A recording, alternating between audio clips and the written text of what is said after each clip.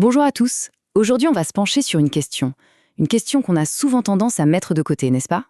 La mort. Mais attention, loin de nous l'idée d'être morbide. Au contraire. On va voir ensemble comment la philosophie, elle peut nous donner des clés, une sorte de sagesse, pour aborder notre propre finitude avec plus de sérénité.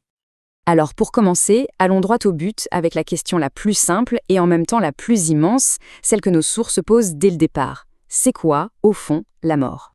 Et la première réponse, elle est assez puissante parce qu'elle change complètement notre perspective. L'idée, ce n'est pas de voir la mort comme une sorte d'accident, une anomalie. Non, pas du tout. C'est de la voir comme un événement parfaitement naturel. En fait, c'est même la condition indispensable pour que la vie se renouvelle. C'est un maillon, vous savez, essentiel dans ce grand cycle de l'existence. Donc, le point central, c'est vraiment ça.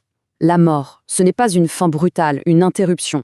C'est une partie intégrante du rythme même de la vie. C'est ça qui permet au cycle de continuer et de se renouveler sans cesse. Bon, d'accord. Si la mort est si naturelle, alors pourquoi est-ce qu'on en a si peur? C'est une question légitime, parce que cette peur, on la ressent tous à un moment ou à un autre. C'est une émotion profondément humaine. Mais la vraie question, c'est, est-ce qu'on est condamné à avoir peur? Eh bien, la philosophie, elle, nous dit que non. Et elle nous invite justement à examiner cette peur de plus près. Et ce qui est intéressant, c'est de voir que notre relation à la mort, elle évolue tout au long de notre vie. Quand on est jeune, par exemple, on se sent souvent invincible. Non, la mort, c'est un concept lointain, presque abstrait. Et c'est ce sentiment, cette impression d'invulnérabilité, qui fait que l'idée qu'un jour tout s'arrête, elle nous effleure à peine. Alors, face à cette angoisse, la première piste de réponse est étonnamment concrète, très pratique.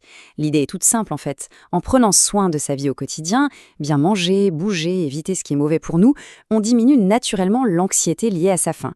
C'est une façon finalement de se concentrer sur ce qu'on peut maîtriser, de reprendre un peu le contrôle. D'accord, ça c'est pour le côté pratique. Mais la pensée, la réflexion, comment est-ce qu'elle peut nous aider? On va voir maintenant que les philosophes, mais aussi, et c'est fascinant, l'expérience personnelle de certains, nous offrent des perspectives vraiment puissantes pour calmer cette peur. Prenons le philosophe Comte Sponville, par exemple. Il nous propose un raisonnement qui peut sembler paradoxal au premier abord. Il dit, si on ne croit pas au paradis, s'il n'y a rien après la mort, c'est justement ça qui devrait nous faire apprécier la vie encore plus. Parce que si c'est tout ce qu'on a, alors chaque instant, chaque moment devient incroyablement précieux. Ça nous force, en quelque sorte, à trouver le bonheur et la paix, ici et maintenant. Et à côté de la théorie philosophique, il y a autre chose, le témoignage, l'expérience vécue. Et celui-ci est particulièrement fort, et même rassurant. Quelqu'un raconte avoir été plusieurs fois dans le coma, sans rien sentir du tout. Et sa conclusion est simple. Si la mort c'est ça, alors il n'y a vraiment pas de quoi avoir peur.